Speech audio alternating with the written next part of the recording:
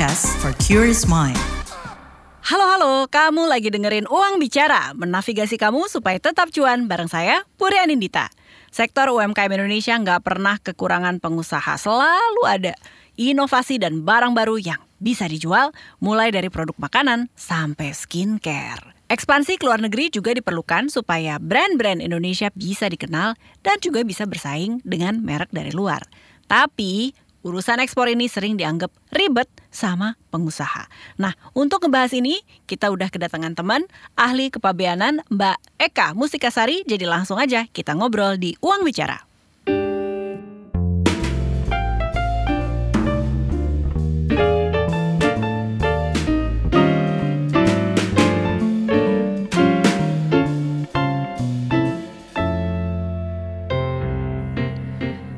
Selamat datang di Uang Bicara bersama saya Puri Anindita. Hari ini Uang Bicara kedatangan tamu. Gak mau bilang tamu sih, temen ya. Temen baru yang saya senang banget. Soalnya langsung datang ke studio nih orangnya. Ahli kepabeanan Mbak Eka Mustikasari. Beliau ini masih kerja aktif di PT Hanjin Global Logistics Indonesia. Dan saya taunya Mbak Eka itu memang suka ngasih webinar gratis soal proses kepabeanan ekspor impor. Posternya sering sekali ya seliweran di X. Langsung kita sama-sama datang Mbak Eka. Hai, aduh terima kasih sekali. Saya merasa sangat terhormat bisa hadir di sini loh. Aku loh yang rasanya kayak pengen curi ilmu banyak banget ya. Oh gitu, jangan curi dong. Oh ya, enggak, berbagi kan mbaknya berbagi, aku Okay. yang nangkap gitu sama teman-teman Uang Bicara. Jadi sekarang kan ekonomi lagi nggak menentu, banyak juga orang yang sehari-harinya sebagai profesional bekerja tapi punya side hustle, punya usaha yang bisa jadi usaha kecil-kecilannya pengen naik kelas, pengen cita-citanya diekspor dong ke negara lain gitu. Nah, tapi kan kalau pasar di luar Indonesia pasti banyak aturan-aturan nih gitu. Siapa tahu bisa dapet bocorannya dari Mbak nih, dari Mbak Eka. Soalnya kalau saya lihat data nih, UMKM kan jadi penyumbang 60% PDB Indonesia.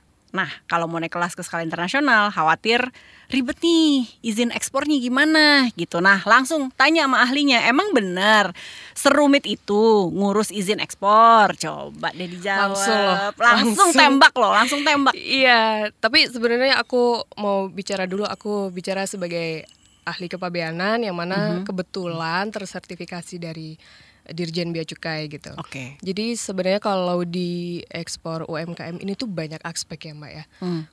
Biasanya nih kalau teman-teman nanya nih, kalau aku di seminar gratis atau apa gitu, mereka selalu nanyanya gimana sih cara dapat buyer gitu kan. Terus kalau misalkan aku mau ekspor ini tuh Incoterm atau pembayarannya seperti apa, seperti itu. Cuman memang kalau aku pribadi sebagai ahli kepabeanan itu fokusnya adalah pada kepengurusan dokumen-dokumen di Bea Cukai gitu. Yes. Cuman kalau terkait misalkan informasi-informasi terkait bagaimana ekspornya ya, oke lah kita sharing ya gitu. Yang pertama yang tadi Mbak Puri tanya terkait izin ekspor, sebenarnya pada prinsipnya semua perizinan yang dikeluarkan oleh pemerintah yang diakses oleh masyarakat kita nih, itu kan gratis ya, sangat gratis. Kalau untuk ekspor UMKM sendiri, syarat yang utama sebenarnya nanti bisa dicek ada di peraturan gitu di Kadin kalau nggak salah dan Permendak, itu kita harus punya izin usaha. Oke. Nah yang pertama tentu NIB yang itu bisa diakses di OSS. Nanti teman-teman catat aja biar nggak lupa. Langsung nyatet. Iya. Saya langsung catat. Ya, Oke, NIB itu NIB nomor dulu ya. Iya, betul. Nomor induk berusaha.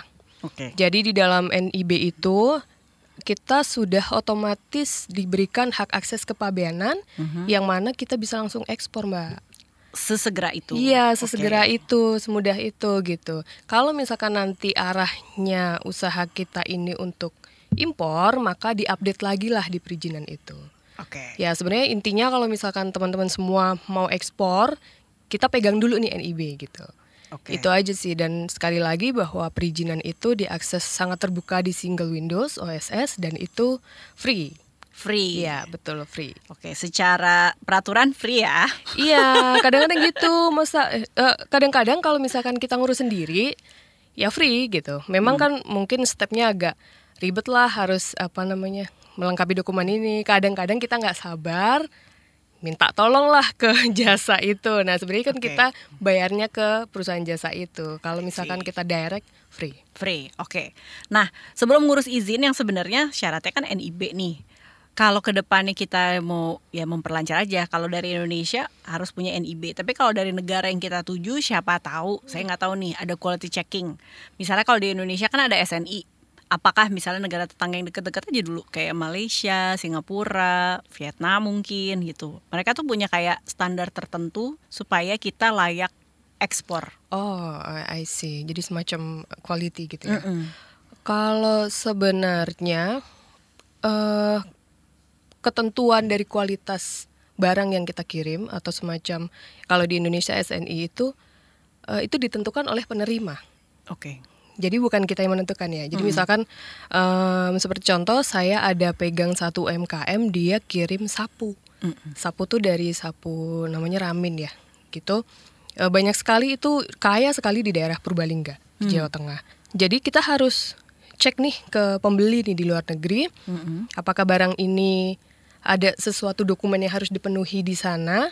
Nah itu baru mereka biasanya nanti kalau barang-barang semacam sapu tadi yang saya contohkan itu biasanya ada dokumen pendukung di sini tuh dari Balai Karantina seperti itu. Jadi memang penentuan kualitas ini yang menentukan fullnya itu dari pembeli, dari negara tujuan. Jadi untuk mengetahuinya dari awal biasanya kita di sini UMKM tuh ngirim sampel dulu. Ini nih sekian misalkan berapalah 15 kilo, 10 kilo, barulah dicek di sana. Kalau misalkan butuh dokumen seperti tadi yang dari badan karantina ya di sini yang mengeluarkan badan karantina seperti itu.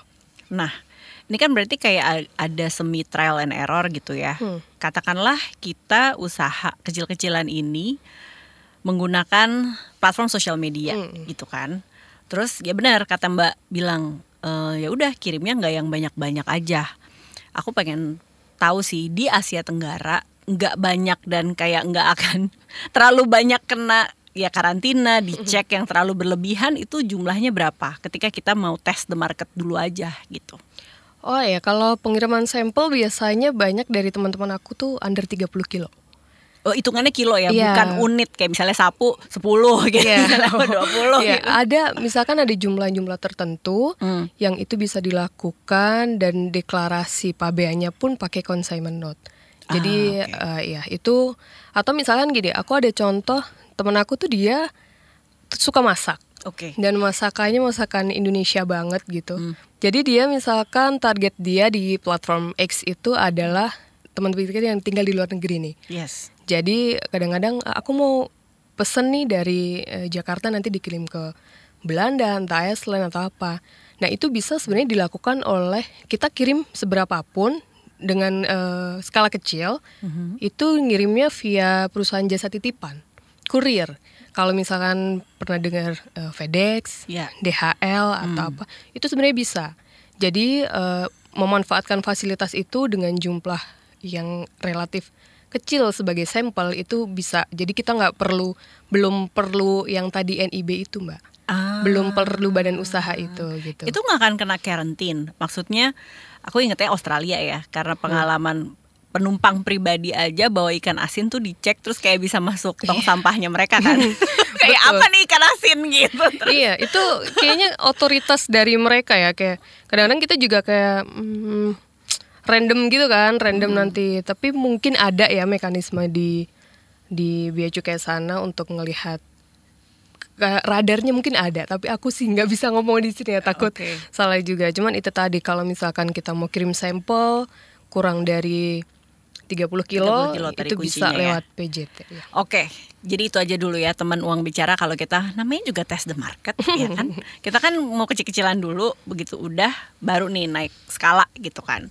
Nah tadi kuantitas minimum nggak ada ya. Kalau kuantitas maksimum kalau kita mau test the market 30 kilogram gitu.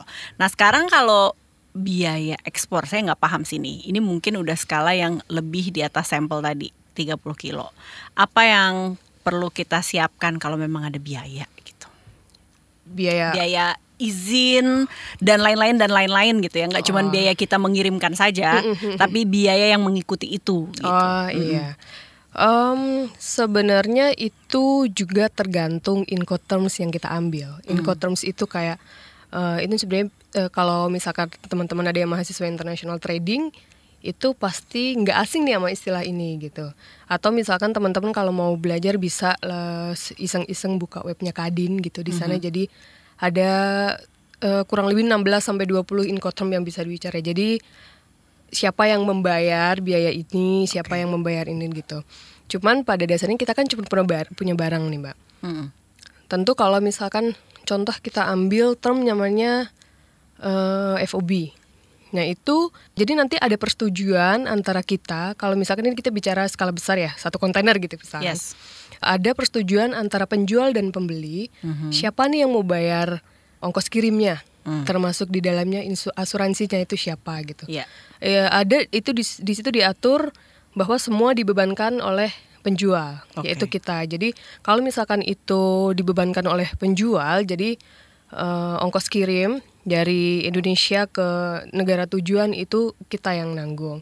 Kemudian apakah barang itu diasuransi?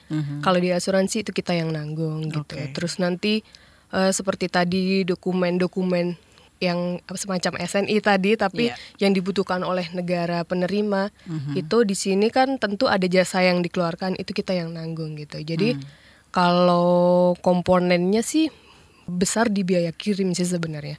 Cuma nanti ada persetujuan gitu, siapa yang menanggung gitulah dari itunya. Kita tadi udah ngobrolin soal apa aja yang perlu disiapin pengusaha UMKM sebelum mengekspor barangnya. Dan saya juga masih akan nanya-nanya lagi nih sama ahli kepabeanan Mbak Eka Mustikasari. Jadi jangan kemana-mana, tetap di Uang Bicara. Lihat Instagram, isinya teman-teman yang struggle buat achieve goals-nya. Buka TikTok, ada aja yang flexing. Ada juga yang set sampai mewek. Tapi pas dengerin podcast, nemulah itu podcast. Namanya Disco. Ya, pas banget lagi dibahas. Kalau orang yang sudah biasa misalnya flexing, ketika nggak flexing kok kayaknya ada yang kurang gitu. Jadi cemas nih. Jadi kan berusaha untuk ya flexing lagi, gimana caranya kita flexing yuk gitu kan. Laki nggak boleh nangis gitu ya. Harus kuat gitu ya. Nah itu salah banget gitu. Karena tadi aku bilang nangis itu adalah salah satu komunikasi terdasarnya manusia. Biar hidup jadi seimbang, penting banget nih dengerin Disco. Diskusi psikologi persembahan KBR dan Into the Light Indonesia. Yuk hapus stigma, peduli sesama, sayangi jiwa. Disco, diskusi psikologi bisa disimak di kbrprime.id dan platform mendengarkan podcast lainnya. KBR Prime, podcast for curious mind.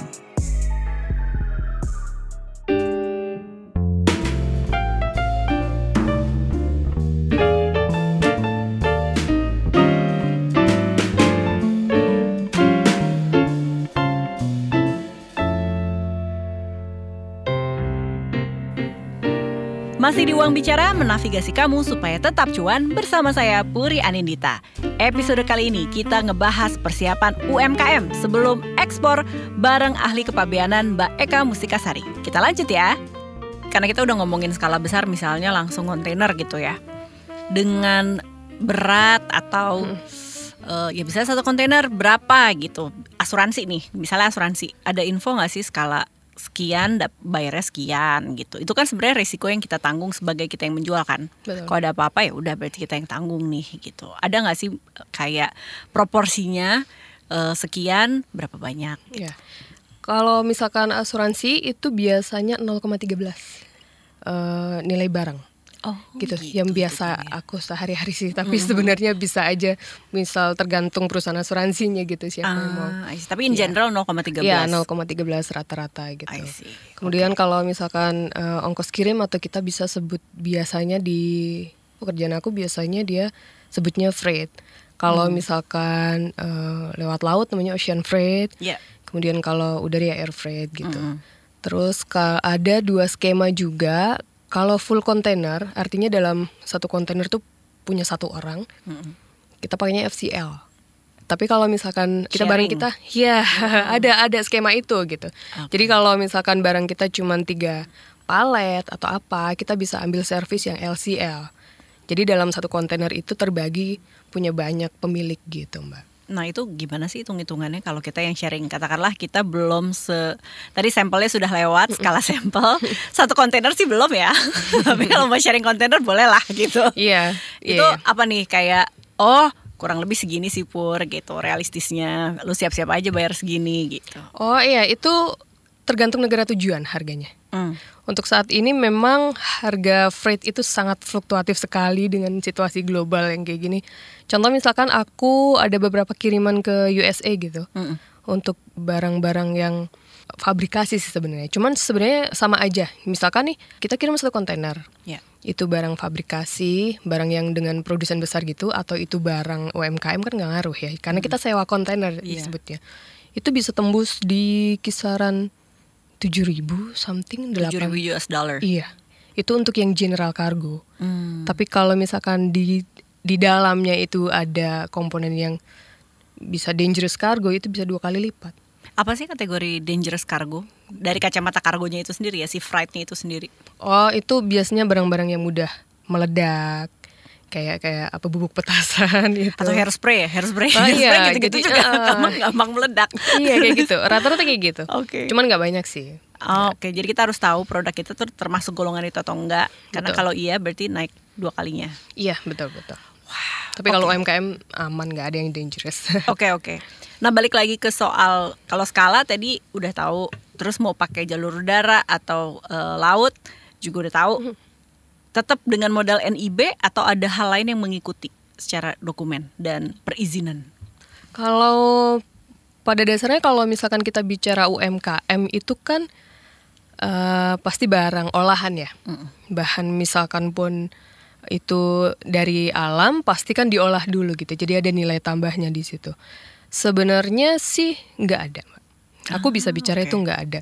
Kecuali kayak tadi ada permintaan dari buyer atau negara dari pembeli kita gitu, kayak tadi contoh fitosanitari itu dari balai karantina.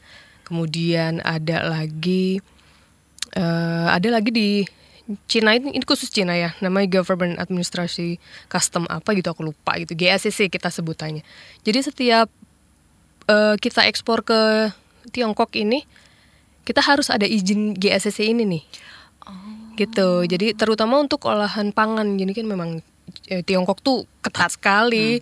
Jadi nggak sembarang kita bisa ekspor ke Tiongkok gitu. Dan itu yang menentukan adalah Tiongkok. Jadi bukan Indonesianya. Jadi pada dasarnya memang amanat undang-undang kita itu memudahkan untuk ekspor, proses ekspor.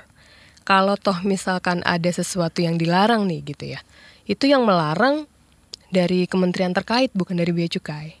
Kementerian terkait di sana, negara tujuan. Kalau di sini ada pembatasan namanya. Misalkan kayu nih, kayu kayak gini nih Mbak, itu ada perizinan namanya fee legal, itu dikeluarkan oleh Kementerian Kehutanan. Untuk memastikan bahwa ini betul layak diolah gitu ya, betul-betul diolah. Kan nggak mungkin dong kita ekspor UMKM kok kayu gelonggongan gitu kan, udah pasti di ya kayak gitu. Sebenarnya udah pasti kalau misalkan UMKM udah jelas itu barang olahan sih udah pasti nggak ada. Oke. Masih penasaran dan mau ngulik karena kita melihat Tiongkok kan cukup ketat gitu, tapi juga marketnya kan gede dong. Jadi kan kayak wah kalau kita tembus kita jualan laku nih gitu. Ada nggak sih cara-cara atau lobby-lobby khusus yang dilakukan supaya transisinya tuh lancar, smooth dan langsung dapat oke gitu dari si GACC? Ada info?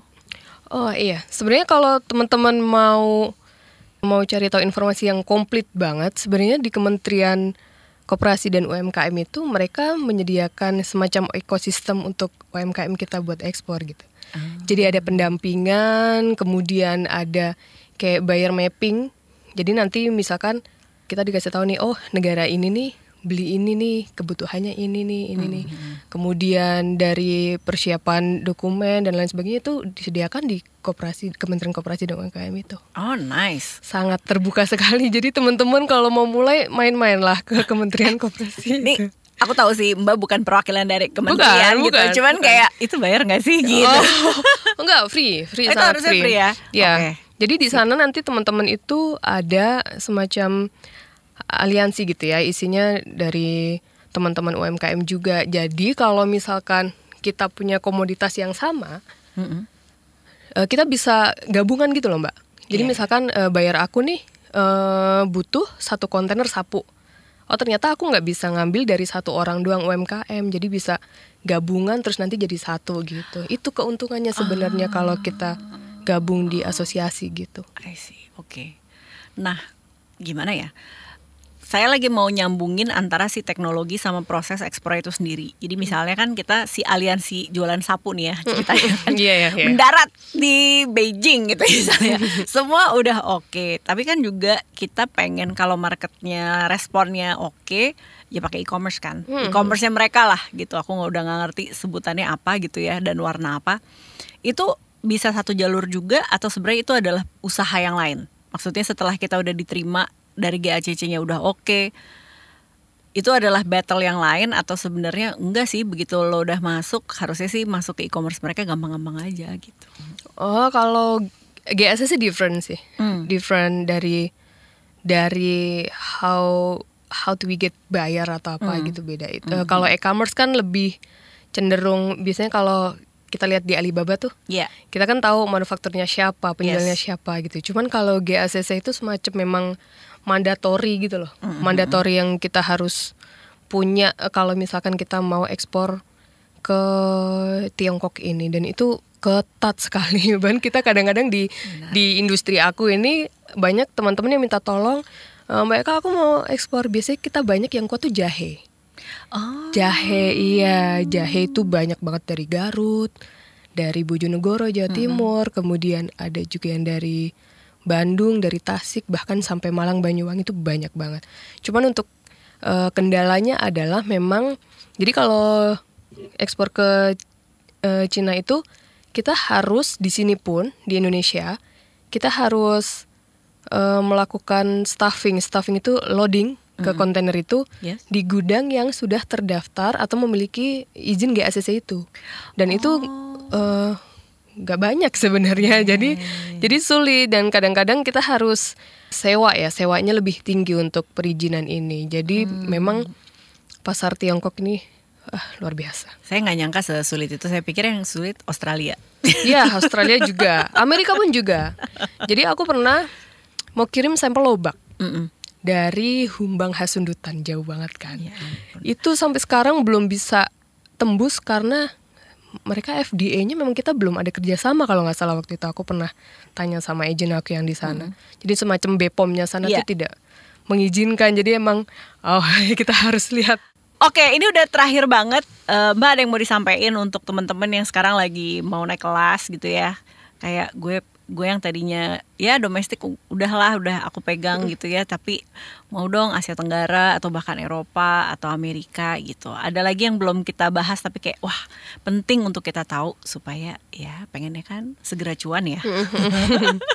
Ya sebenarnya aku sering banget ngobrol terutama sama klien-klien aku gitu ya. Karena aku adalah penyedia jasa kepabeanan, terus dan terpisah sekali dengan international trading tadi gitu. Jadi aku selalu bilang, jadi aku pernah ketemu sama 4 anak muda gitu. Mereka ketemu di kampus, terus mereka nongkrong iseng. Terus mereka yang tadi aku ceritain mereka mau ekspor jahe. Gimana sih mereka caranya gini nih. Aku selalu bilang gini, mas-mas ini silahkan cari komoditas apapun. Saya kasih bocoran beberapa komoditas yang berpeluang besar. Saudas itu kayak serbuk gergaji gitu loh. Oh, iya itu banyak itu sekali. Itu komoditas yang kayak seksi nih. Seksi di mata negara mana nih? Korea. Seksi sekali. Oh, makasih bocorannya. Lanjut terus. Jadi di sana mereka digunakan untuk budidaya jamur gitu. Sama energi terbarukan juga. Iya. Itu dan itu banyak sekali dari Lampung. Jadi silahkan, aku selalu bilang explore itu. Iya, silahkan teman-teman untuk mencari komoditas yang apapun itu pasti ada jalannya di sisi dokumentasi kepabeanan bisa aku bantu gitu. Tapi untuk cari bayar dan lain sebagainya itu terpisah lagi gitu. Kemudian seperti aku bilang kalau ngurus perizinan dan lain sebagainya ya itu free dari pemerintah. Dan silahkan bergabung di komunitas-komunitas UMKM untuk memperbesar network kan, yang penting kan network sebenarnya ya. Jadi orang-orang datang ke aku tuh biasanya udah tinggal akhir gitu loh Mbak, kayak Mbak Eka aku mau ekspor ini, kayu ini, olahan ini, gimana caranya? Oke, nanti aku bantu buat ininya gitu sih. Semangat aja cari buyer dan cari bayarnya udah ada, marketnya udah ada, mereka udah oke, teman kita banyak untuk sharing betul. Apalah kargo segala macam. Iya. Dan dibantu konsultasi dan segala macamnya sama Mbak Eka. Betul, silahkan. Terus kalau misalkan mau bicara apa tadi ongkos dan lain sebagainya, aku boleh ngasih satu tips ya. Jadi kalau misalkan teman-teman semua cari jasa ekspedisi atau kalau di aku kan freight forwarder gitu, jangan pernah tergiur harga murah. Kenapa tuh? Karena gini, kadang-kadang harga murah itu berkaitan langsung dengan sailing time. Jadi kadang-kadang ada yang misalkan aku dapat harga nih 1.000 nih, tapi di tempat lain aku dapat 1.500. Yang 1.000 ini kadang-kadang dia transit rutenya tuh nggak jelas. Kalau barangnya itu barang-barang yang peka waktu, aduh, bisa busuk nanti sampai sana. Jadi kadang-kadang penyedia jasa juga dia tidak terbuka di awal. Kayak gitu yang bahaya. Jadi teman-teman sekali lagi jangan tergiur harga murah. Ada rupa ada harga. Iya betul sekali. Kalau mau tepat waktu. Betul. Ya, jadi harus clear di depan gitu. Baru aja kita dengerin ahli kepabeanan Eka Mustikasari yang udah sharing hal apa aja nih yang perlu disiapin pengusaha UMKM kalau mau naik kelas, kalau mau ekspansi, kalau mau ekspor ke luar negeri. Mudah-mudahan episode ini nambah insight untuk kamu, dan kalau punya kritik, saran, masukan ide atau masukan topik yang keren seputar keuangan dan ekonomi yang harus dibahas di Uang Bicara, langsung aja ditunggu sekali kirim emailnya ke podcast@kbrprime.id dengan subjek Uang Bicara. Saya Puri Anindita pamit. Jangan lupa dengerin terus Uang Bicara menavigasi kamu supaya tetap cuan setiap Kamis di KBR Prime, Spotify, Apple Podcast, dan platform mendengarkan podcast lainnya. Bye for now.